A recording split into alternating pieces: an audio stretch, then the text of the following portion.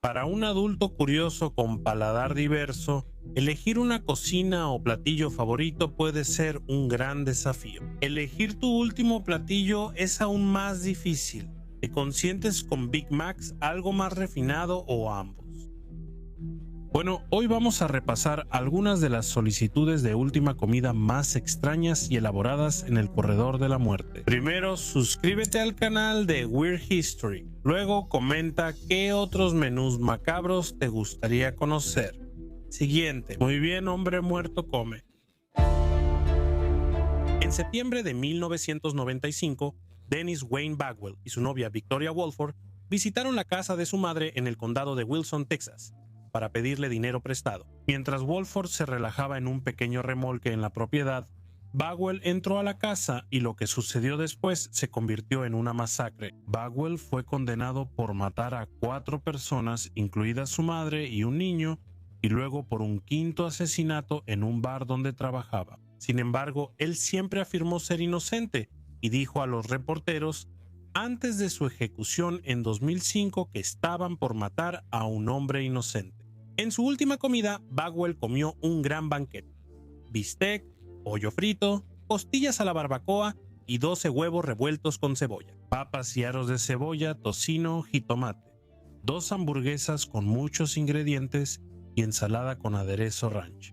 Había pay de durazno de postre y bebidas como leche, café y té helado con azúcar. No estaba contando calorías en ese momento. En 2011, el vagabundo y narcomenudista Esteban Miguel Woods Jr. fue ejecutado en Texas. Por el doble asesinato de Ronald Whitehead y Bethena Brass, la pareja fue hallada cerca de un campo de golf en el condado de Denton en 2001. Woods siempre sostuvo su inocencia, aunque admitió estar presente cuando atacaron a Whitehead y Brass. Afirmó que su amigo Marcus Rhodes fue el responsable de las muertes. Para su última comida, Jones pidió una combinación elaborada y contundente. Incluía tocino en tiras, una pizza grande con tocino, salchicha, pepperoni y hamburguesas con más tocino, pechugas de pollo fritas, filete empanizado sureño, ajo, pan y helado. Pidió Mountain Dew, Pepsi, cerveza de raíz, té dulce y probablemente antiácidos para acompañar todo. Si tus padres revisaban rigurosamente tus dulces de Halloween cada año buscando cuchillas de afeitar, tienes a Ronald Clark O'Brien para culpar en Halloween. En 1974 envenenó a su hijo Timoteo, de 8 años, con un pixie stick contaminado con cianuro de potasio. O'Brien intentó encubrir el crimen dando dulces envenenados a su hija y 3 niños más, pero ninguno los comió. O'Brien buscaba cobrar un seguro de vida para pagar más de $100,000 en deudas, y trató de inventar una historia diciendo que los niños habían recibido los dulces contaminados de un vecino al azar mientras estaban pidiendo dulces en Halloween. Al descubrir sus deudas y las pólizas de seguro de vida para sus hijos, la policía identificó a un principal sospechoso. Los químicos conocidos de O'Brien confirmaron que él les preguntó cómo conseguir cianuro y cuál sería la dosis letal para una persona. Su retorcido plan se volvió difícil de negar. En 1975, un jurado declaró culpable a O'Brien en 46 minutos y fue ejecutado por inyección letal en 1984. Para su última comida, O'Brien no pidió dulces de Halloween, sino un corte T-bone término medio a bien cocido, papas fritas gruesas con catsup, elote en grano, chícharos dulces, ensalada de lechuga, jitomate, huevo y aderezo francés, panecillos salados, pastel Boston Cream y té helado. El té helado es una elección curiosamente popular. La sentencia de pena capital de Thomas J. Grasso en 1995 fue un esfuerzo conjunto del estado de Oklahoma y Nueva York. En Nochebuena de 1990, Grasso asesinó a Hilda Johnson, de 87 años, en Tulsa durante un robo. En julio de 1991 mató a Leslie Holtz, su vecino de 81 años, en una pensión de Nueva York. Grasso recibió cadena perpetua en Nueva York y tras ser enviado a Oklahoma, se declaró culpable de asesinato y fue condenado a muerte. Esto provocó una disputa legal entre ambos estados, con Nueva York reteniendo a Grasso y Oklahoma esperando para ejecutarlo. El caso fue polémico en la campaña de gobernador de Nueva York en 1994, donde Jorge Pataki prometió resolver el destino de Grasso y ganó la elección. 11 días después de asumir, Grasso fue enviado a Oklahoma para esperar en el corredor de la muerte. Grasso pidió 2 docenas de mejillones, 2 de almejas, una hamburguesa doble con queso de Burger King y media docena de costillas BBQ para su última comida, 2 malteadas de fresa y media tarta de calabaza con crema batida y fresas picadas encima. ¿Por qué no pedir la tarta entera? Pero un aspecto fue polémico. A Grasso le dieron una lata de 16 onzas de espagueti con albóndigas a temperatura ambiente. En su última declaración a los reporteros horas antes de morir, el condenado dijo: "No me dieron mis espaguetios, me dieron espagueti. Quiero que la prensa lo sepa". En 1981, Marion Elbert Pruitt mató a 5 personas en 4 estados, incluyendo a su esposa y 3 empleados de tiendas de conveniencia. Pruitt cometió todos estos crímenes bajo el alias Charles Sonny Pearson, ya que estaba en el Programa Federal de Protección de Testigos desde 1979. En el juicio, Pruitt se llamó perro rabioso y atribuyó su falta de control a su consumo semanal de $1,000 en cocaína. Pruitt inicialmente pidió un pato asado como su última comida, pero la prisión no tenía las instalaciones para preparar un platillo tan elaborado y rechazó su elección como alternativa. Se decidió por un plato combinado de berenjena frita, calabaza frita y ocra frita, junto con algunos de sus favoritos de comida rápida. 4 Whoppers de Burger King con papas fritas y una pizza de orilla rellena de Pizza Hut. La comida se sirvió junto con 3 botellas de 2 litros de Pepsi y toda la comida concluyó con un pastel de nuez entero. Thomas Grasso pudo aprender algo ahí.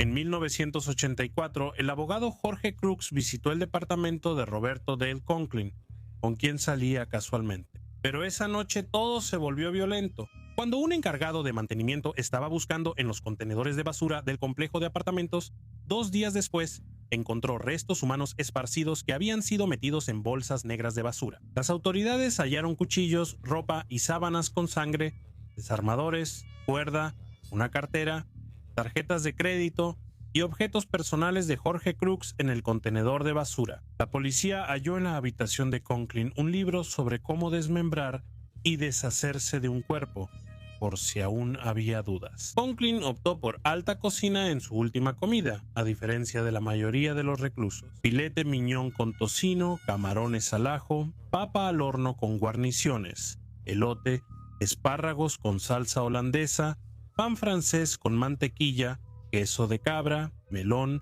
pay de manzana con helado de vainilla y té helado. Ronnie Lee Gardner fue arrestado por matar al cantinero Melvin John Otterstrom durante un robo en Salt Lake City, Utah, pero su serie de crímenes continuó. Durante su traslado a la corte, intentó escapar y mató al abogado Michael Burdell con una pistola que introdujo de contrabando. Gardner fue condenado por ambos asesinatos. Recibió cadena perpetua por matar a Otterstrom y pena de muerte por el asesinato de Burdell. En 2010, Gardner fue el primer estadounidense ejecutado por pelotón de fusilamiento en 14 años. La familia de Michael Burdell apeló legalmente por Gardner, ya que Burdell, pacifista, se oponía a la pena de muerte. Sin embargo, el Estado continuó con sus planes. Gardner tuvo una última comida sencilla, 48 horas antes de su ejecución: bistec, langosta, pay de manzana, helado de vainilla y 7 uvas. Lo inusual vino después. Gardner ayunó el resto de su tiempo en la tierra, leyendo Justicia Divina de Baldacci y viendo la trilogía de El Señor de los Anillos de Peter Jackson. En junio de 1988, James Byrd Jr. fue brutalmente atacado por 3 supremacistas blancos en un crimen notorio que fue noticia nacional. Inspiró la histórica Ley Federal de Crímenes de Odio de 2009, conocida como Ley Matthew Shepard y James Byrd Jr. Sean Berry, uno de los 3 autores, recibió cadena perpetua por su participación en el ataque. Los otros 2, John King y Lawrence Brewer, fueron ejecutados en Texas, Brewer en 2011 y King en 2019. La última comida que pidió Brewer fue muy elaborada e incluyó 2 filetes empanizados con salsa y cebolla, hamburguesa triple con queso, tortilla de queso y carne con jitomate, cebolla, pimiento, jalapeño y ocra frita con catsup, una libra de carnes a la barbacoa con media barra de pan blanco, 3 fajitas completas y una pizza de carnes. dulce de mantequilla de maní con cacahuates, helado de vainilla Bluebell y 3 cervezas de raíz. Cuando llegó la comida, Brewer dijo que no tenía hambre ni podía comer, así que toda se tiró a la basura. Además de ser un criminal cruel, Brewer era un provocador. El senador estatal John Whitmire estaba tan indignado por el banquete desperdiciado que solicitó formalmente que el estado dejara de aceptar solicitudes de última comida por completo. El director ejecutivo de las prisiones de Texas estuvo de acuerdo en terminar permanentemente con la práctica y hacer que la última comida de Brewer, que nunca fue consumida, fuera realmente la última comida en todos los sentidos de la palabra. ¿Te imaginas saber que la próxima comida que pidas será la última de tu vida y puedes elegir lo que desees? ¿Prefieres tu comida favorita de consuelo o probar algo elegante y caro? Si buscas ideas, estás en el lugar correcto. Hoy veremos las comidas finales más elaboradas de condenados a muerte. Ahora veremos un video sobre las comidas de los hombres muertos en vida. John Wayne Gacy, el payaso más aterrador, murió el 10 de mayo de 1994. Si te dan miedo los payasos, quizá quieras saltar esta parte. Porque antes de ser atrapado, Gacy era conocido por presentarse en eventos de caridad bajo los nombres de Jogo el Payaso y Patches el Payaso. Este payaso atacó o mató a jóvenes que llevó a su casa. Fue arrestado en diciembre de 1978 y sentenciado a inyección letal en marzo de 1980. Pasaría el resto de su vida en el Centro Correccional de Menard, donde se dice que pasó mucho tiempo pintando. La última comida de Gacy fue 12 camarones fritos, papas fritas, una libra de fresas y un balde de pollo de Kentucky Fried Chicken.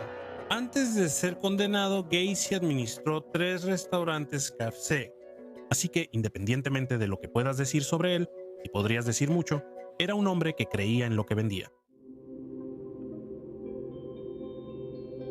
El 11 de mayo de 1982, Alan Lee Davis asesinó a Nancy Weller y sus 2 hijas, Christina de 10 años y Catherine de 5, a quien disparó cuando intentaba escapar. Davis, condenado a la silla eléctrica, pasó sus últimos días en el corredor de la muerte en la prisión estatal de Florida, en Stark, y murió el 8 de julio de 1999. La ejecución fue mal hecha y testigos afirman que seguía vivo tras cortar la electricidad. Alan Lee Davis es la última persona ejecutada en la silla eléctrica en Florida.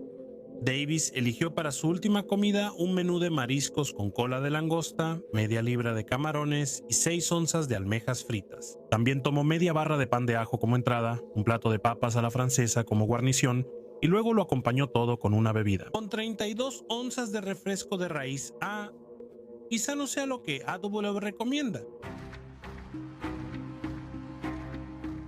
En octubre de 2002, Teresa Lewis asesinó a su esposo y a su hijastro para cobrar una póliza de seguro de vida de $150,000. Lewis contrató el asesinato con Matthew Jesse Schellenberger y Rodney Lomond Fuller, a quienes conoció en Walmart. Walmart sí que ofrece muchos servicios. Lewis permitió la entrada del asesino al remolque de su esposo y fingió que era un robo fallido. Para su mala suerte, su esposo seguía vivo cuando llegó la policía y los agentes oyeron que él dijo que su esposa sabía quién lo hizo. Lewis, siguiendo el consejo de su abogado, se declaró culpable esperando clemencia, pero igual fue sentenciada a la inyección letal. Pasó sus últimos días como la única mujer en el corredor de la muerte en el Centro Correccional para Mujeres Fubana en Troy, Virginia. La sentencia se ejecutó el 23 de septiembre de 2010. Para su última comida, Davis eligió algunos clásicos estadounidenses, incluyendo pollo frito, chícharos con mantequilla, Dr. Pepper y, de postre, pay de manzana. Ted Bundy, considerado el criminal más infame, confesó 30 homicidios entre 1974 y 1978. Sin embargo, no se conoce el número total de sus víctimas y a menudo se cree que es mucho mayor. Bundy, interpretado en películas por Mark Harmon, Zac Efron y Chad Michael Murray, fingía estar herido o ser una autoridad, como policía, antes de dejar inconscientes a sus víctimas y trasladarlas. Bundy fue capturado en 1975, pero escapó 2 veces antes de quedar encarcelado definitivamente en 1978. El 10 de febrero de 1980, Bundy fue condenado a la silla eléctrica, ejecutándose la sentencia el 24 de enero de 1989 en la prisión estatal de Florida. condado de Bradford. Bundy, al saber lo que le esperaba, perdió el apetito y rechazó su última comida especial. Recibió la comida estándar: bistec, huevos término medio, hash browns, pan con mantequilla y mermelada, leche y jugo. Timoteo McVeigh realizó el atentado en Oklahoma en 1995. El ataque destruyó un tercio del edificio federal Alfred P. Murray, mató a 168 personas y dejó casi 700 heridos. La policía atrapó a McVeigh rastreando el número de identificación del vehículo de un eje trasero encontrado entre los escombros de la explosión. La pieza pertenecía a un camión de alquiler que había sido rentado en Junction City, Kansas. Los empleados dieron una descripción al dibujante de la FBI, lo que permitió la identificación. McVeigh había sido arrestado por posesión de armas en Perry, Oklahoma. McVeigh fue declarado culpable el 2 de junio de 1997 y sentenciado a muerte 11 días después. Pasó la mayoría de sus días en el corredor de la muerte en Terre Haute, Indiana, hasta su ejecución el 11 de junio de 2001. Para su última comida, McVeigh lo mantuvo simple. Todo lo que pidió fueron 2 pintas de helado de menta con chispas de chocolate.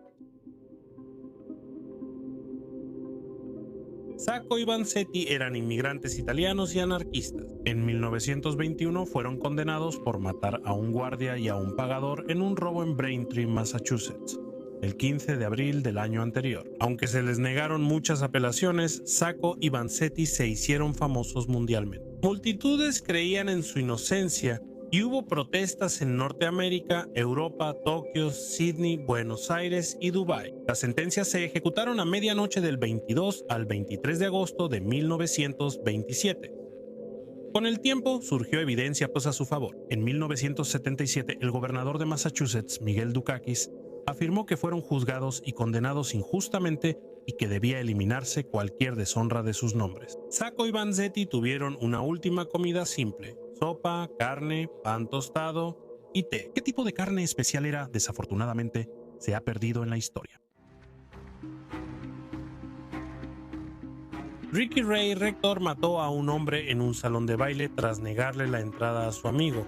3 días después se entregó, pero en un giro que absolutamente nadie vio venir. Mató al oficial de policía que negoció su entrega disparándole por la espalda e intentó suicidarse de un disparo en la cabeza. Aunque su fallido intento lo dejó casi lobotomizado, Rector fue sentenciado a inyección letal. El gobernador de Arkansas y futuro presidente Bill Clinton volvió de la campaña presidencial para supervisar la ejecución del 24 de enero de 1992. En su última comida, Rector pidió bistec, pollo frito, cereza, Kool-Aid y pay de nuez. Comió todo menos el pay. Le dijo al guardia que lo estaba guardando para después.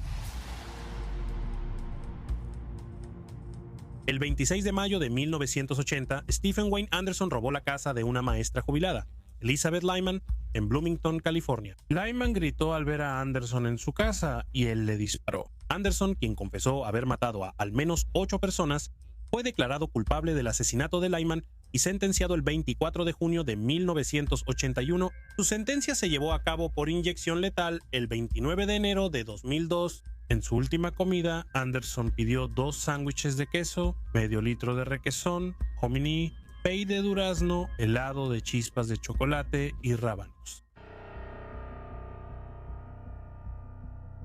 Ronnie Lee Gardner mató a un hombre durante un robo en Salt Lake City. En 1985, durante su traslado a una audiencia por homicidio, intentó escapar y mató a otro hombre al disparar. Gardner fue sentenciado a morir por inyección letal. Por una antigua ley de Utah, pudo elegir el pelotón de fusilamiento y así lo hizo. La sentencia fue el 18 de junio de 2010 en la prisión estatal de Utah en Draper. Gardner eligió surf and turf, cola de langosta y filete, como su última comida. Terminó con un pay de manzana y helado de vainilla, todo mientras veía la trilogía de El Señor de los Anillos. Bueno, la trilogía. Realmente está tratando de retrasar esa ejecución. El 29 de diciembre de 1979, 3 hombres asaltaron el club Velvet Swing Lounge en Florida y mataron a su gerente. No hubo testigos del tiroteo, pero 4 años después, la novia de Díaz, Ángel Nieves, dijo a la policía que él estuvo involucrado. Aunque hubo problemas de credibilidad con los testigos, Nieves fue declarado culpable y sentenciado a inyección letal. Nieves mantuvo su inocencia hasta morir el 13 de diciembre de 2006, cuando fue ejecutado en la prisión estatal de Florida, en Rayford. Como otros en el corredor de la muerte, Nieves rechazó elegir su última comida. Luego le sirvieron la comida estándar que se da a quienes no hacen solicitudes especiales, pero también se negó a comerla. Victor Harry Faguer era un vagabundo y en el verano de 1960 llegó a Dubuque, Iowa, donde alquiló una habitación en una vieja pensión. Faguer revisó las páginas amarillas, llamando a doctores y diciéndoles que estaba con una mujer que necesitaba atención médica. Faguer engañó al doctor Eduardo Bartels, lo secuestró y le robó el auto. Lo capturaron días después en Alabama, pero ya había matado a Bartels. Fue condenado y sentenciado en un tribunal federal pese a la petición de opositores a la pena de muerte. El gobernador de Iowa y el presidente Juan F. Kennedy, quien mencionó la brutalidad del crimen, rechazaron la clemencia solicitada por Faguer. Faguer pasó sus últimos días en la penitenciaría estatal de Iowa en Fort Madison. Su sentencia se ejecutó el 15 de marzo de 1963. Él sería la última persona ejecutada en el estado de Iowa. La última comida de Faguer fue tan simple como se puede imaginar. Solo pidió una aceituna con el hueso todavía dentro. Desde divagaciones hasta declaraciones finales de inocencia y bromas macabras, las últimas palabras de los condenados a muerte muestran la mente de quienes las dijeron. Las frases de despedida de los condenados suelen estremecer a quienes las oyen, sin importar lo que se diga. Hoy hablaremos de las últimas palabras más extrañas y escalofriantes de condenados a muerte. Bien, hombres muertos, cuenten sus historias. Criminales en el corredor de la muerte muestran una siniestra dualidad en sus últimas declaraciones. Aunque muchos reclusos tenían seres queridos fuera de la prisión, persiste un desprecio por la humanidad bajo su aparente normalidad. La dualidad se refleja en las últimas palabras de Tory. Dwayne McNabb fue ejecutado por inyección letal por asesinar a tiros en 1997 al oficial de policía de Montgomery, Tory Twain. Las últimas palabras de McNabb son un recordatorio impactante de la dicotomía en la mente criminal. Mamá, hermana, miren mis ojos, no tengo lágrimas. No le tengo miedo al estado de Alabama. Te odio, te odio, te odio. Aparentemente no era fanático de los Crimson Tide. Los abogados de McNabb pidieron suspender la ejecución, alegando que la inyección letal es cruel e inusual, pero la solicitud fue rechazada. Con mente fracturada, Francis Tugun. Las últimas palabras de Crowley ilustran esa dualidad asesina. Tras ser capturado en un tiroteo de 2 horas con la policía, Francis Tugun Crowley dijo estas palabras camino a la silla eléctrica. Hijos de perra, denle mi amor a mi madre.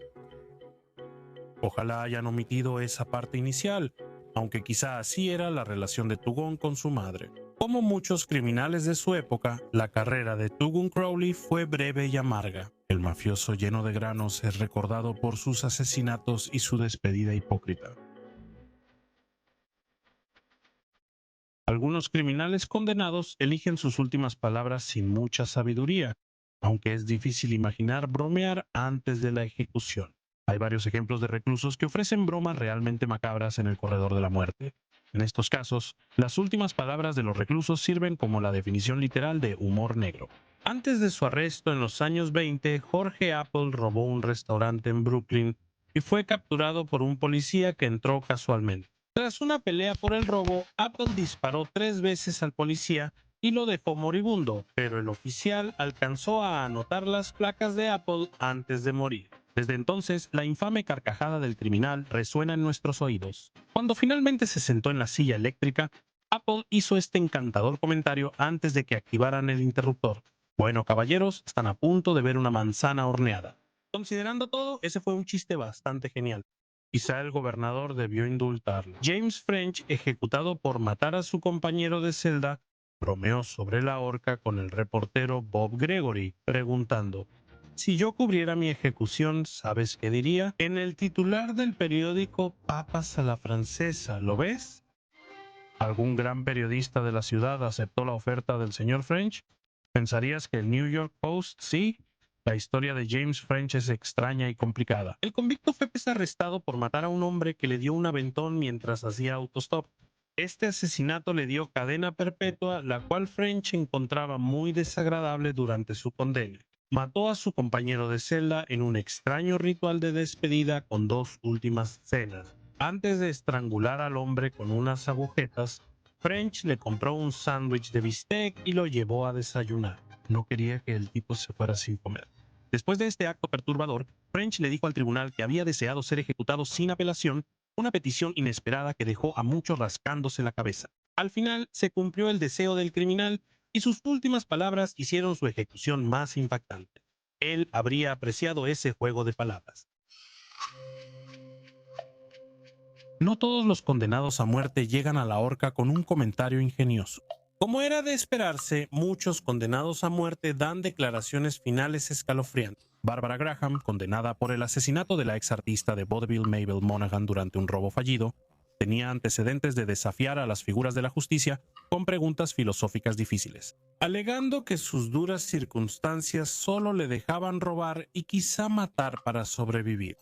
En el juicio, ella suplicó: ¿has estado desesperado? ¿Sabes lo que es no saber qué hacer? Antes de su ejecución dijo: la gente buena siempre cree tener la razón. Por petición de Graham, le pusieron una venda para no ver a quienes asistieron a su muerte. Cuando el personal del corredor de la muerte le sugirió respirar profundo tras liberar el cianuro para que su muerte fuera más fácil, la condenada respondió: ¿y tú cómo demonios sabrías eso? Graham fue ejecutada en 1955, pero sus últimas palabras impactaron a quienes las oyeron por años. En 1793, Madame du Barry fue condenada por traición en París, tras sospecharse que ayudó económicamente a quienes huyeron de la revolución. La última y conmovedora declaración de du Barry también ha resistido el paso del tiempo. Ella dijo simplemente: ¿iban a lastimarme? ¿Por qué? Un momento más, señor verdugo, se lo suplico. Du Barry suplicó desesperadamente instantes antes de que cayera la guillotina. Otros encaran su sentencia final desafiando a la muerte a apretar el gatillo. El activista Jorge Engel, acusado del atentado mortal en la planta McCormick en 1886, pronunció estas palabras antes de ser ahorcado: «Viva la anarquía, este es el día más feliz de mi vida». Eso sí que le quita el ánimo al verdugo. Engel, el acusado de mayor edad en el juicio por el atentado en la planta de Chicago, estaba en su casa jugando cartas cuando ocurrió la explosión. Aún así fue acusado y ante los tribunales antes de su ejecución afirmó que no renunciaría a sus ideales ni aceptaría ser castigado por crímenes que no cometió. Escribió cartas al gobernador de Illinois, Ricardo Oglesby, pidiéndole aclarar el asunto. Engel escribió que no buscaba indulto. Sin culpa, el poder puede matarme, pero no castigarme legalmente. Protesté contra la conmutación de mi sentencia y exigí libertad o muerte. Ya sabemos cuál eligieron. Aunque quizás menos entusiasta, el escritor Erskine Childers dio una declaración igualmente valiente en sus últimos momentos. Childers, que participó activamente en la Guerra Civil Irlandesa, fue ejecutado tras ser hallado culpable de portar ilegalmente una pistola semiautomática. Childers fue una figura clave y polémica en la Guerra Civil Irlandesa, polarizando a quienes siguieron sus acciones. Antes de su arresto, Winston Churchill llamó a Childers un renegado asesino, pero años después lo consideró un gran patriota y estadista. Decídete, Winnie. El día de su ejecución, Childers se mostró sin miedo, orgulloso y digno mientras los rifles bajaban, dijo Childers. Den 1 o 2 pasos adelante, así será más fácil. Deberían haber dejado ir a este tipo. No todos llegan al final siendo graciosos, indignados o valientes. Muchas declaraciones finales de reclusos del corredor de la muerte sugieren que no todos estaban en sus cabales, lo cual no sorprende dada su situación. Por ejemplo, la última declaración de Tomás J. Grasso, condenado por asesinar a varias personas mayores. Grasso hizo una observación tan común que casi eriza la piel. No me dieron mis espaguetios, me dieron espagueti. Quiero que la prensa lo sepa. La cantina de la prisión sirvió a Grasso un auténtico plato de pasta italiana en vez de una vieja lata de Chef Boyardee, aunque no era lo que pidió. Pero, ¿quiénes somos para juzgar? Su última petición: No era ajena a entrevistas impactantes y declaraciones obscenas a la prensa. Las famosas últimas palabras de la asesina serial condenada Aileen Wuornos son realmente extrañas. Tras su arresto y condena a muerte, Wuornos pasó mucho tiempo en el corredor de la muerte. Antes de la inyección letal, proclamó: "Solo digo que navego con la roca y volveré el 6 de junio como en el día de la independencia con Jesús, igual que en la película con la nave nodriza". Sin duda hay mucho que analizar. ¿Alguien necesita hacer una secuela de Día de la Independencia con Jesús? La sentencia de Wuornos fue en 2002, 14 años antes de Día de la Independencia. Contraataque, donde ella no aparece. Su historia llegó al cine cuando Charlize Theron la interpretó en Monster, 2003, pero ahí no aparece ninguna nave nodriza. En los siglos XVII y XVII primero, la piratería amenazó la formación de imperios europeos. Para detener ese comportamiento, Gran Bretaña ejecutó y exhibió los cuerpos de los saqueadores. El mensaje era claro: sin importar el botín o seguir tradiciones, un pirata capturado terminaba en la horca. Así que hoy vamos a ver cómo era presenciar una ejecución de piratas.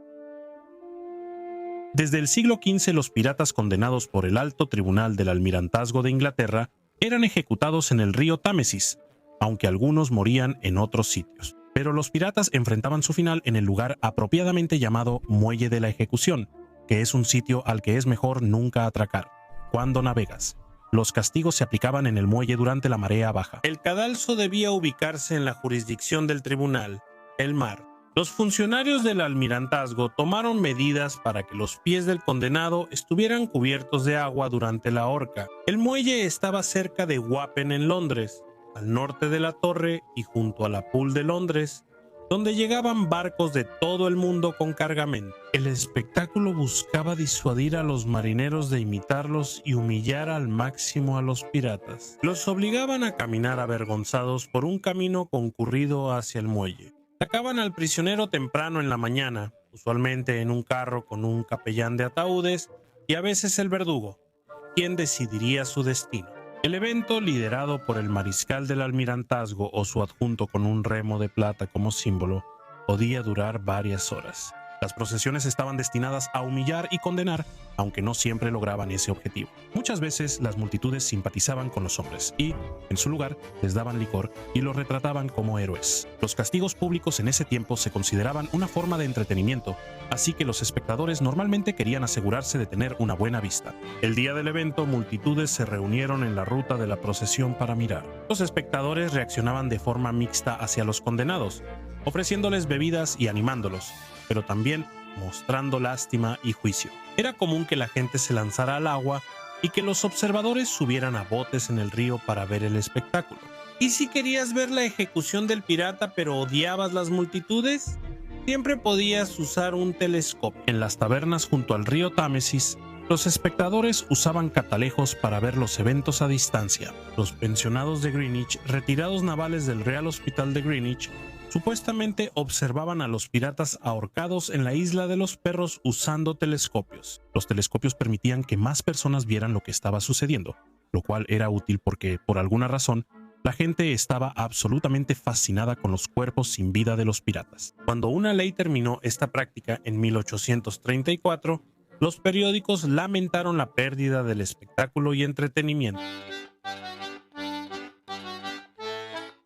Al llegar al cadalso, los piratas podían hablar ante la multitud que acudía a ver su ahorcamiento. Algunos de los condenados usaban la plataforma para lamentar su situación, otros intentaban declarar su inocencia, y unos pocos solo buscaban la simpatía de los espectadores. Jorge Cusack, antes de ser ahorcado en 1674, usó su último discurso para proclamar su inocencia. Afirmó que sus transgresiones solo se cometieron durante un tiempo de guerra legítima y, por lo tanto, estaban permitidas. Tras suplicar, advirtió a otros no cometer actos inmorales o ilegales. El capitán Guillermo Kidd afirmó ser inocente antes de morir en 1701, pero versiones románticas de sus palabras inspiraron canciones. A los piratas se les daba consejo religioso antes de la ejecución, y un capellán los acompañaba al cadalso. En su última mañana, el capitán Guillermo Kidd fue visitado por un predicador que le dio un sermón. Tras romperse la primera cuerda en el muelle, El religioso volvió a orar con Kidd antes del segundo intento. El capitán condenado no siempre aceptaba la oración ni la oportunidad de arrepentirse. Dale, un escocés condenado en 1715, se molestó tanto con las propuestas de arrepentimiento de su capellán que lo amenazó con patearlo por las escaleras. El capellán viajó con Dale y rezó en el camino, aunque quizás solo lo molestaba en ese momento.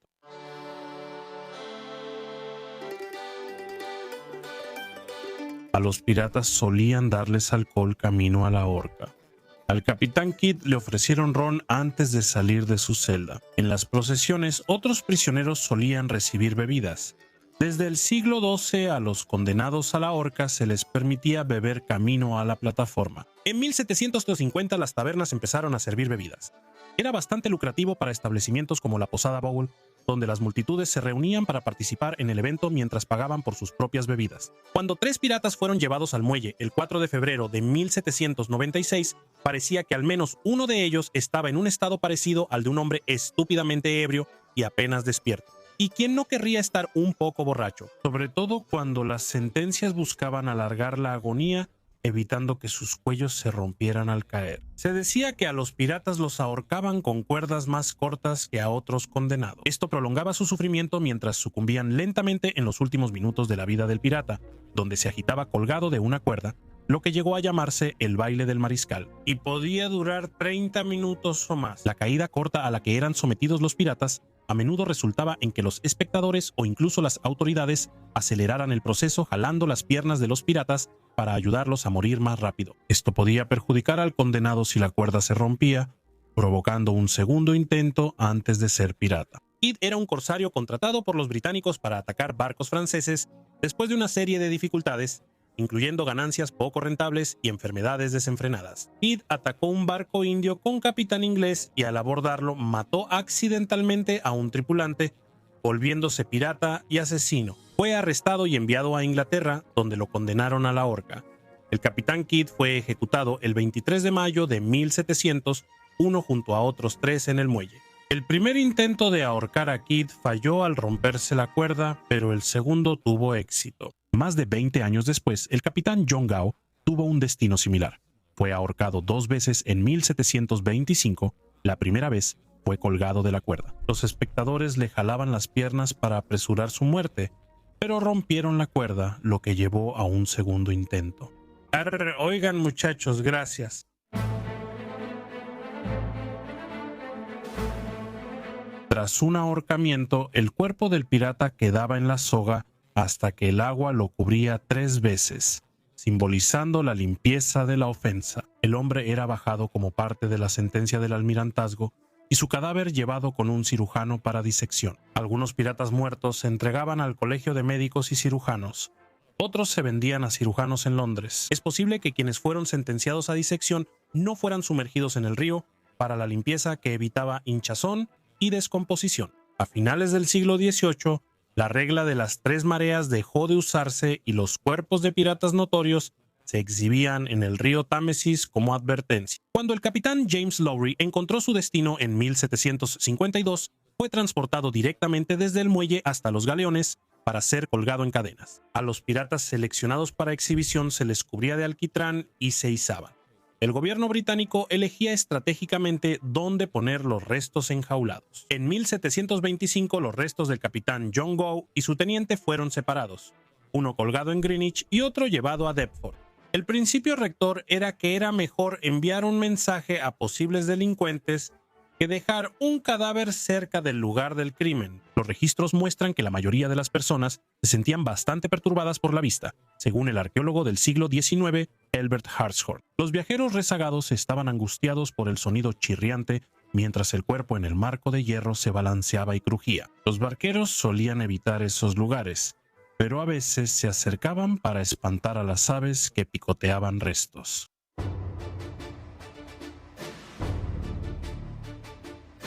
Calico Jack, nacido Jack Rackham, es famoso por tener a 2 mujeres en su tripulación, incluida Anne Bonny.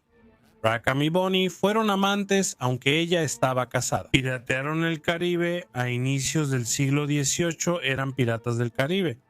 Bonny no ocultaba su género, pero Mary Read, la segunda mujer en el barco de Rackham, William, se vestía como hombre cuando se unió a la tripulación durante la década de 1710. Las hazañas de Calico Jack eran bien conocidas por las autoridades de Port Royal en las Bahamas, pero las autoridades lo capturaron a él y a su tripulación en 1720 y los juzgaron por piratería en Jamaica. Todos los hombres recibieron pena capital, pero Bonnie y Reed, al afirmar estar embarazadas, vivieron hasta finales del siglo XVII. Todos los piratas capturados por las autoridades británicas eran enviados a Londres para ser juzgados, pero después de la aprobación de la Ley de Piratería de 1698 a los almirantes, se les permitió juzgar a los piratas en el mar. Según la ley de 1698, todos los actos de piratería, delitos y robos cometidos en el mar o bajo la jurisdicción del almirantazgo podían ser escuchados en cualquier lugar del mar o tierra, en islas, plantaciones, colonias, dominios, fuertes o fábricas de su majestad. La ley permitía a funcionarios del almirantazgo nombrar comisionados para detener y juzgar a quienes fueran acusados de esos actos ilegales. La ley también amplió lo que podía considerarse piratería a cualquier persona que, consciente o deliberadamente, apoyara a algún pirata o ayudara, asistiera, mantuviera, procurara, ordenara, aconsejara o recomendara a cualquier persona o personas cometer actos de piratería o robos en el mar. La persona y el procedimiento debían usarse en nombre de la justicia. En resumen, a estas personas no les agradaban los piratas. En el siglo XIII los ingleses eran creativos con la tortura, pero una de sus peores formas, el prensado hasta la muerte, era una sentencia oficial y no se consideraba tortura por la corte. Hoy veremos cómo, incluso en la Gran Bretaña de la Ilustración, podía ser sentenciado a ser aplastado con enormes pesos.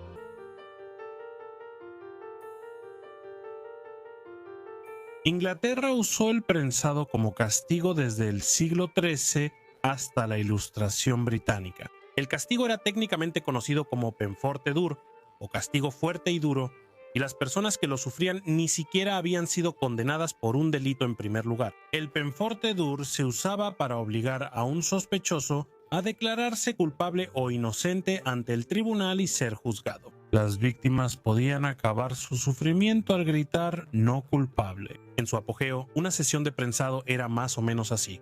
Primero, la persona sentenciada a prensado era desnudada. Luego se colocaban pesas pesadas sobre su cuerpo, esencialmente asfixiando lentamente a la persona. Se agregaban cada vez más pesas, atormentando al pobre sufriente. Después, la gravedad hacía lo demás y no era rápido. Una persona podía sobrevivir días bajo el peso. Al final, sin embargo, sucumbían de una manera completamente agonizante. Las víctimas de la prensada se asfixiaban y sus huesos eran triturados, a veces saliendo por la piel. Probablemente te estés preguntando por qué alguien no elegiría evitar ese tipo de trato, pero sorprendentemente muchas de las personas que fueron prensadas hasta la muerte a menudo tenían una muy buena razón para elegir esa brutal forma de morir. Pero hablaremos más de eso después.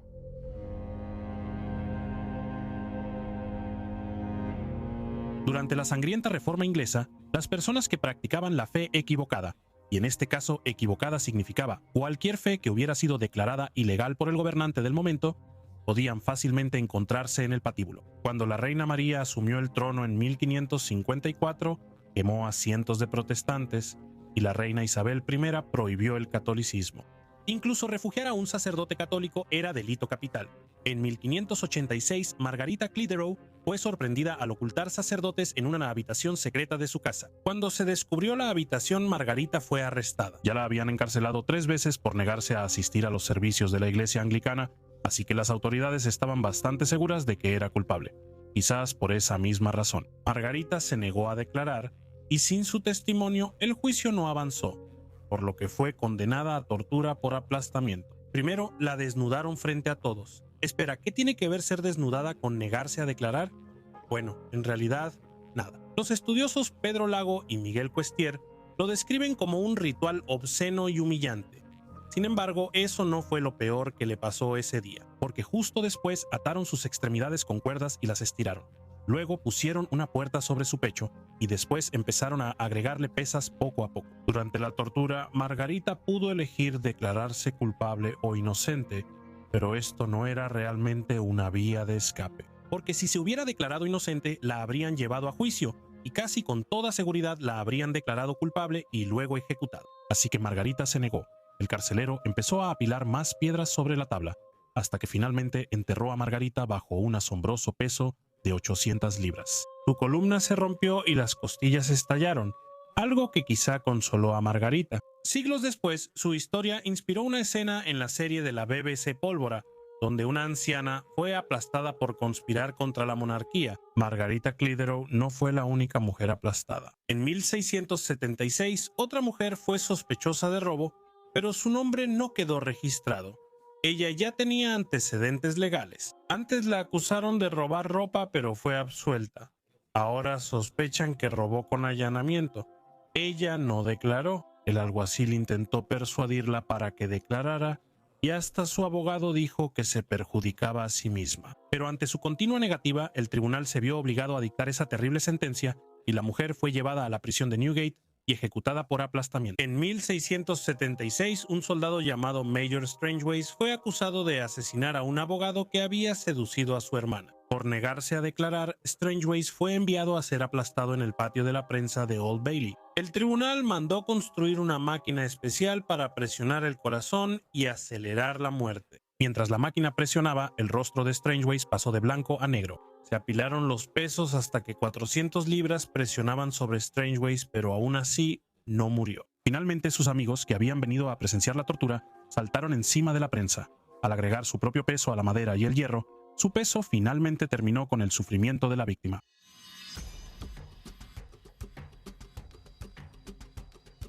En 1692, un pánico por las brujas se apoderó del pueblo de Salem, Massachusetts, y casi 200 personas fueron acusadas de brujería. En muchas obras de ficción, los condenados eran quemados en la hoguera. Pero como cualquiera que haya visto el video de Weird History sobre los mitos de los juicios de brujas de Salem sabe, en realidad nadie fue quemado. Casi todas las víctimas fueron ahorcadas, excepto una que fue aplastada, siendo este el caso más famoso de aplastamiento en la historia. Giles Corey, agricultor anciano con mala reputación, fue acusado por el Tribunal Especial de practicar brujería. Casi 2 décadas antes, Corey había golpeado a un hombre hasta matarlo por robar manzanas. Y la esposa de Corey, Martha, también había sido acusada de brujería. El 9 de septiembre, Martha fue declarada culpable de brujería y sentenciada. Solo unos días después, el mismo tribunal le informó a Giles que sería juzgado por brujería. Él se negó y el tribunal lo presionó. Giles Corey vio cómo tergiversaron las palabras de su esposa Martha en su juicio por brujería y no permitió que le hicieran lo mismo. Para forzar a Giles a declarar, el tribunal lo presionó. Desnudaron a Corey, le pusieron una tabla en el cuerpo y luego piedras pesadas encima. Esto siguió todo el día y Giles no declaró. En realidad, solo dijo más peso, lo que lo hace sonar rudo, salvo que quizá decía más espera. En el segundo día se agregaron aún más piedras hasta que el peso fue insoportable. El 19 de septiembre de 1692, Giles murió tras 2 días de tortura y fue enterrado en una tumba sin nombre.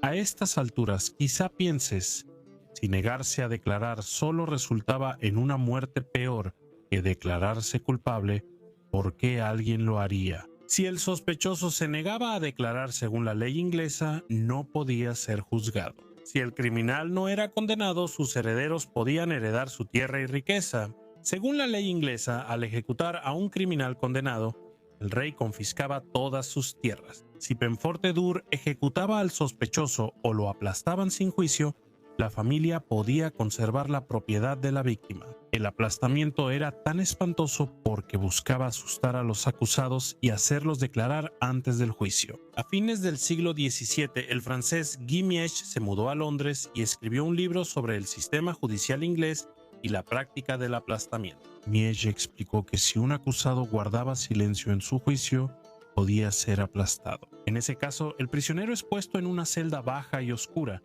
desnudo salvo por sus partes privadas, con la espalda en el suelo y atado de brazos y piernas. Miege afirmó que durante el aplastamiento solo daban agua sucia a las víctimas y explicó sus motivos. Soportaban esa muerte para proteger sus bienes para sus hijos.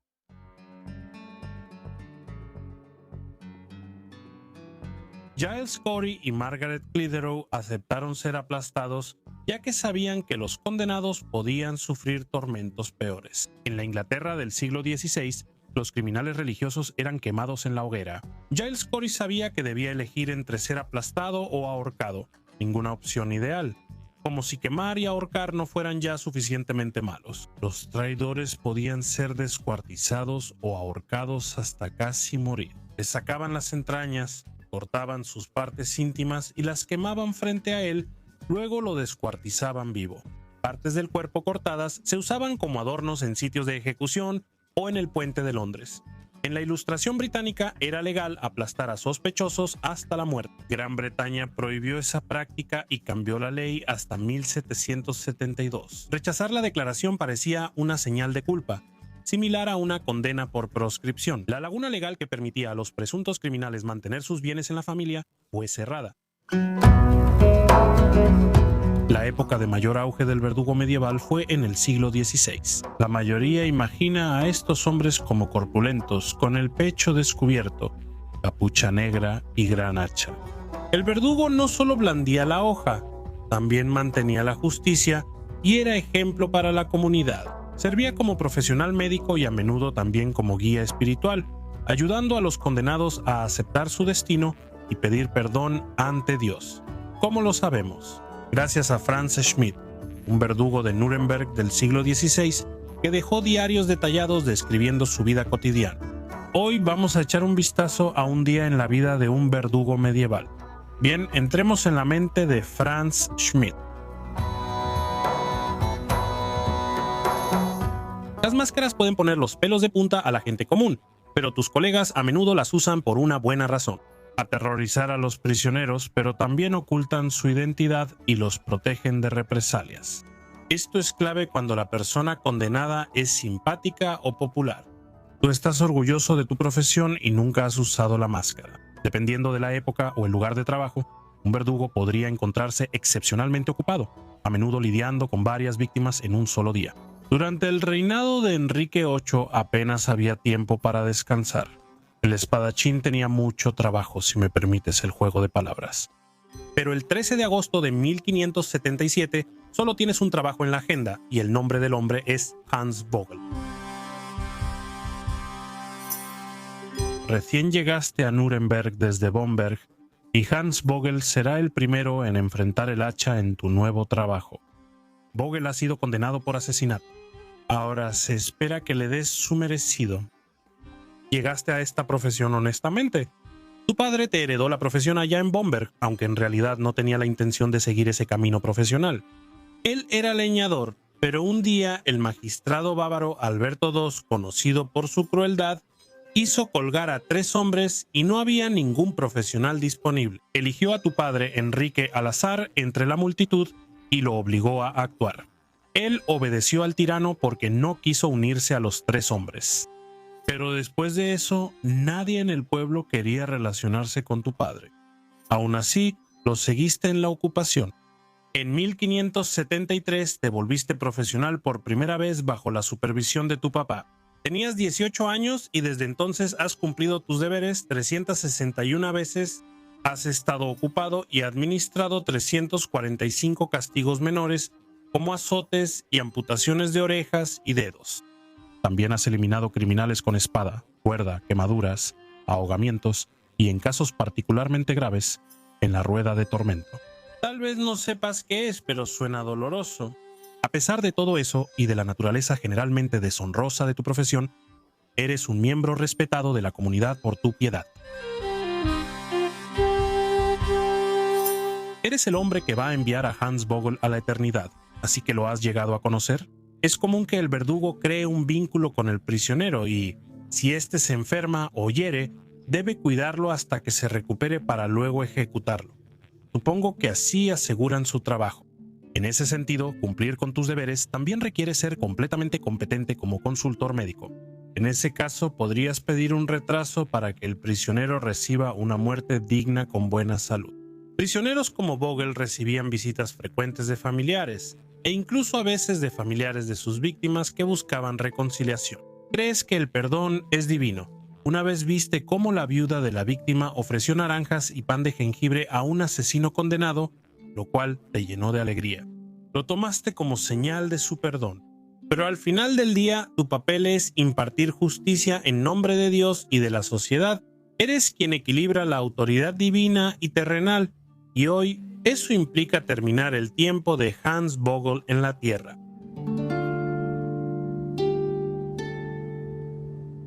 Aunque la familia o los amigos pueden visitar ocasionalmente, lo más probable es que los prisioneros reciban visitas de miembros del clero. Los capellanes visitan a los prisioneros para ablandar sus corazones y motivarlos a confesar y pedir perdón a Dios. Leen la Biblia en voz alta, oran, predican y apelan a los miedos, tristezas y esperanzas del prisionero con imágenes del más allá. Los prisioneros suelen depender del clero para ver libros de oraciones ilustrados, ya que la mayoría no ha visto mucho arte. Algunos pueblos pequeños tienen iglesias con pinturas rudimentarias, pero muchos no. Algunos tal vez hayan visto un vistazo del cielo y el infierno engrabados, pero normalmente eran demasiado caros para que las clases bajas los poseyeran, incluso después de la invención de la imprenta. Los capellanes que visitan a Vogel llevan Biblias valiosas, grabados en madera y de pecadores, santos y la muerte. Usan imágenes para ilustrar sermones y dar vida a la imaginería religiosa. Ves frecuentemente a los capellanes guiar a prisioneros en el Padre Nuestro, leer el catecismo luterano y dar consuelo a los condenados. Cantan himnos de consuelo y a veces el carcelero se une. Todos son sinceros al querer preparar a Vogel para su último día. Al volverte Lifeender profesional, tu padre te enseñó que el trabajo era más que eliminar pecadores. Sacar a alguien en público tenía la intención de lograr dos objetivos distintos. El primero es impactar a los espectadores. Debes crear una escena aterradora con efecto preventivo. Quien lo vea lo pensará dos veces antes de ofender. El segundo objetivo es más esotérico. Como hombre del hacha, debes reafirmar la autoridad divina y humana. Mantienes el equilibrio actuando desde la condena hasta la muerte y la procesión final. Es como una obra y tú el director. Las personas que conoces conocen las obras de moralidad teatral. Estas obras son dramas alegóricos donde los personajes representan virtudes, vicios o conceptos como muerte y juventud y concluyen con una lección moral. De igual forma, el destino de un pecador refleja cómo sus decisiones lo llevan a una lección moral. Un pecador reconoce su error. Él reconoce y expía sus crímenes y acepta servir como ejemplo para la comunidad a cambio de un final rápido y sin dolor y la promesa de salvación. Como todos saben, el condenado puede pedir lo que quiera para su última comida. Esto usualmente incluye grandes cantidades de vino y cerveza, lo cual es un poco más que solo una cortesía. Es sabido que permitir que un prisionero beba lo que quiera en la comida del verdugo beneficia al verdugo. Sabes también como cualquiera que un prisionero borracho solía ser mucho menos resistente. Por supuesto, hay desventajas.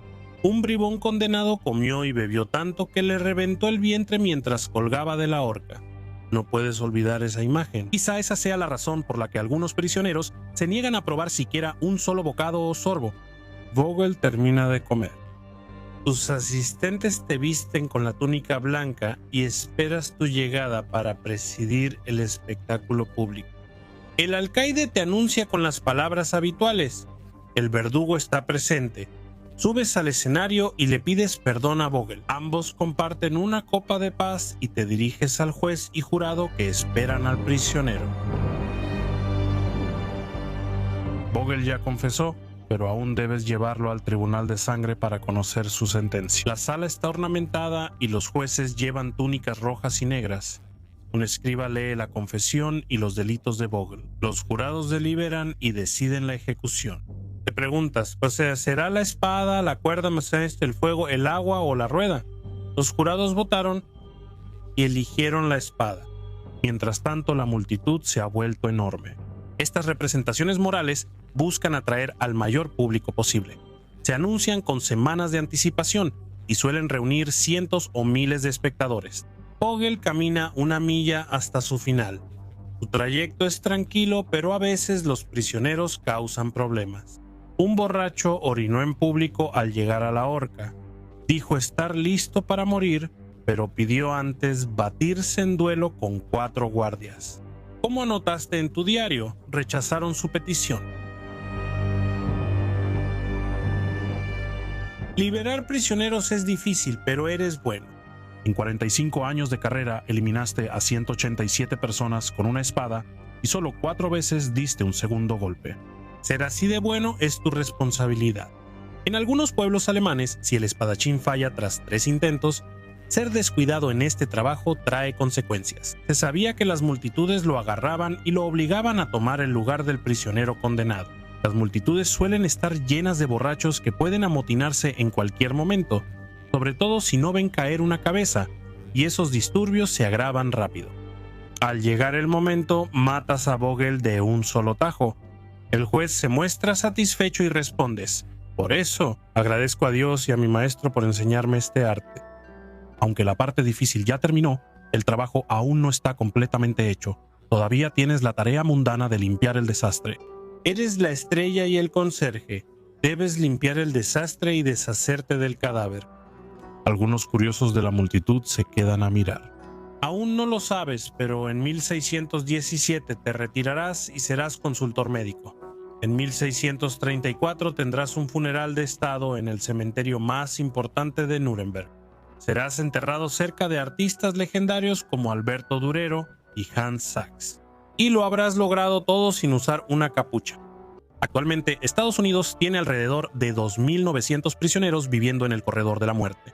El Corredor de la Muerte sigue siendo un escenario popular y vívido para películas y programas de televisión. Pero ¿cómo es para los reclusos que esperan sus últimos días en prisión?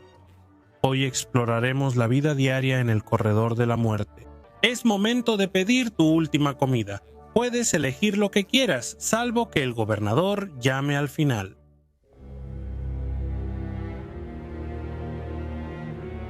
La pena de muerte es legal en 31 estados de Estados Unidos. Antes de ejecutarla, los prisioneros suelen ir al penitenciario estatal. Primero, para pasar un tiempo en el bloque de celdas, conocido coloquialmente como el Corredor de la Muerte. Sin embargo, a diferencia de los melodramas judiciales de John Grisham, este proceso no es rápido. Los prisioneros suelen pasar mucho tiempo en el Corredor de la Muerte antes de ser ejecutados, si es que ese día llega. Los reclusos condenados suelen pasar más de 15 años en prisión, lo que equivale a varias administraciones presidenciales y más de una temporada de Juego de Tronos. El 40% de los reclusos en el Corredor de la Muerte pasan más de 20 años en prisión. Algunos superan los 40 años. Esto puede ocurrir por varios factores, especialmente el proceso de apelaciones, que puede extender las sentencias por mucho tiempo. Nada se mueve más lento que la burocracia.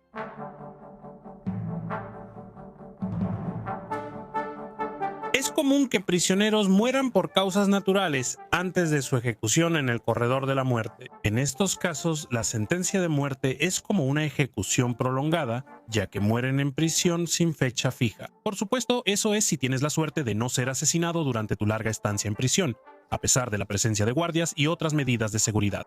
Aunque hay muchas rejas, vivir en el Corredor de la Muerte sigue siendo peligroso, como estar en un edificio lleno de asesinos convictos. Los departamentos son del tamaño de un baño de avión y nadie puede salir. El 25% de los reclusos en el Corredor de la Muerte muere antes de ser ejecutado, ya sea por causas naturales, suicidio o violencia de otros presos.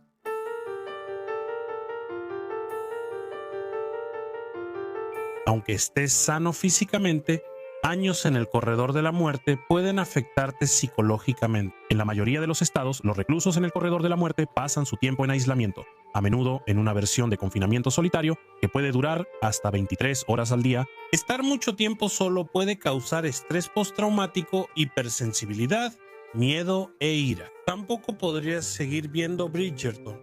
Varios reclusos condenados a muerte reportan que se les niega apoyo religioso, lo que causa mayor angustia psicológica. La Corte Suprema de Estados Unidos dictaminó que los prisioneros pueden practicar su religión. La ACLU afirma que el 62% de los estados con pena de muerte no brindan servicios para reclusos condenados. Diversos factores, como las malas condiciones de vida y la incertidumbre en apelaciones y ejecución, pueden causar el síndrome del Corredor de la Muerte. Los síntomas incluyen deterioro mental y físico, conductas autodestructivas, agitación, psicosis y factores de estrés extra. Un recluso en el Corredor de la Muerte vive bajo la amenaza constante de ejecución. Si no conoces las ejecuciones estatales en Estados Unidos, el proceso en el corredor de la muerte varía mucho según el estado. La inyección letal es el método principal en la mayoría de los estados, pero el pelotón de fusilamiento sigue siendo legal en Mississippi, Utah y Oklahoma. New Hampshire, Delaware y Washington aún permiten la horca, y la última ejecución estatal por este método no fue hace mucho. En 1996, William Bailey pidió ser ejecutado por ahorcamiento en Delaware y el estado aceptó. En otras palabras, el método real de ejecución en la América moderna puede no ser muy diferente de lo que enfrentarías en la época medieval. Ya sea en el corredor de la muerte o una prisión común, deberías acostumbrarte a vivir en un espacio del tamaño de una jaula para perros. La celda típica mide solo 8 por 10 pies, la mayoría solo tiene cama, inodoro y lavabo. Algunas cuentan con escritorio o silla si hay espacio. La mayoría de las celdas no tiene ventana ni vista al exterior. Es básicamente como un estudio en Los Ángeles. Los prisioneros tampoco tienen calefacción ni aire acondicionado. Aunque parezca menor, muchos estados con pena de muerte tienen veranos de más de 100 grados y similares bajo cero en invierno. La mayoría de las prisiones tienen calefacción, pero no siempre funciona o está encendida cuando se requiere. Este pequeño y a menudo incómodo encierro suele ser el único entorno de los reclusos durante 23 de 24 horas al día. Esa hora fuera de la celda es su única oportunidad diaria de tomar aire fresco, moverse o hablar con otros. Es el único momento en que los reclusos pueden recibir visitas o usar el teléfono, si tienen esos privilegios. Es probable que sea la única oportunidad de un recluso para ducharse, si está programado ese día. En el corredor de la muerte, muchos solo pueden bañarse cada 48 horas. El ejercicio normalmente no se permite todos los días, ni siquiera en la hora de actividad. Los reclusos en el corredor de la muerte pueden hacer ejercicio unas 4 horas a la semana, en 2 sesiones, lo que quizás sea más que la mayoría de nosotros. Debo regresar al gimnasio. El área de ejercicio del corredor de la muerte suele ser pequeña y diseñada para que los reclusos no hagan ejercicio juntos. Si necesitas ayuda con las pesas, solo los guardias pueden apoyarte. El ejercicio es de los primeros privilegios en quitarse si rompes una regla, así que no está garantizado. Las comodidades también son limitadas. Los reclusos del corredor de la muerte denuncian mala comida y falta de comodidades básicas. Muchos prisioneros del corredor de la muerte no tienen agua caliente y 60% duerme en camas de acero. En cuanto a beneficios reales, las formas más comunes de recompensar a los reclusos son permitirles escuchar la radio o ver la televisión local. Normalmente, estos televisores no superan las 13 pulgadas, en ese punto bien podrían estar leyendo. En muchos casos, los reclusos deben traer su propia televisión, no la provee el Estado. En el corredor de la muerte es así. En algunos casos, solo se permite tener televisores si se guardan fuera de las celdas de los prisioneros, no dentro. Esto les impide cambiar el canal o ajustar el volumen. La mayoría de los estados prohíben que los reclusos del corredor de la muerte tengan acceso a cualquier tipo de programación de paga o por cable, negando a muchos condenados incluso el simple placer de ver a Baby Yoda. Eso suena muy difícil, y más porque los reclusos del corredor de la muerte rara vez duermen bien. Las reglas y las instalaciones varían según el estado. Las revisiones a los prisioneros ocurren 1 o 2 veces por hora, cada hora, incluso durante la noche. En California, los presos en aislamiento, incluso en el corredor de la muerte, son revisados 48 veces al día, cada 30 minutos. Estas revisiones incluyen llaves ruidosas, voces y luces que impiden dormir regularmente.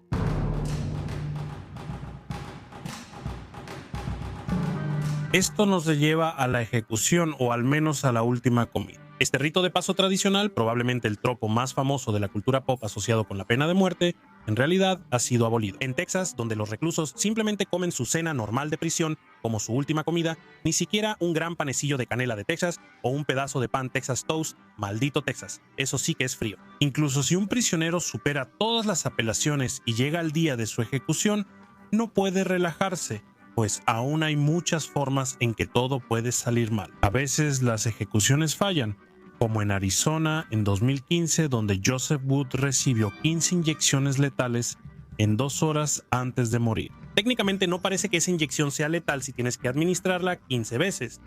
Solo digo, normalmente todo el proceso se supone que debe requerir solo una inyección en 10 minutos. Mientras que el condenado pasa al otro mundo de manera relativamente pacífica, los testigos informaron que Wood parecía sufrir durante toda su agonía.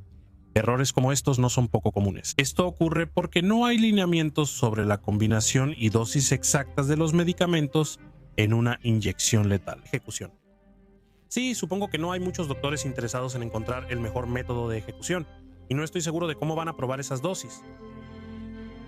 Es un problema difícil. Cada estado lo hace distinto y, a menudo, quien elige los medicamentos y la dosis no tiene formación médica. Pueden ser abogados de la prisión o del estado que solo adivinan, y las inyecciones pueden aplicarse de forma descuidada o chapucera. La ejecución de Clayton Lockett en 2014 en la Penitenciaría Estatal de Oklahoma fue una serie de errores como una arteria reventada. Fue tan mal realizada que la ejecución en realidad fue detenida y Lockett finalmente murió de un ataque al corazón.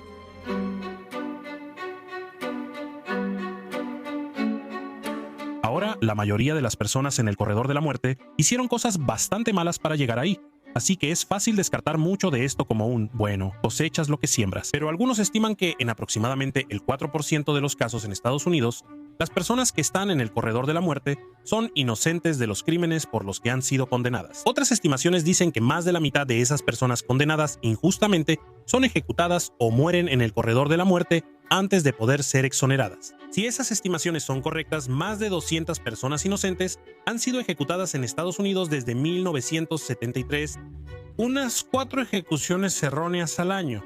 Si te dedicas a esto, un solo error ya es demasiado. Aunque te den una cena fabulosa de bistec la noche anterior, ¿qué hecho sobre la vida en el corredor de la muerte te sorprendió más? Cuéntanos en los comentarios. Y ya que estás aquí, échale un vistazo a algunos de estos otros videos de nuestra extraña historia.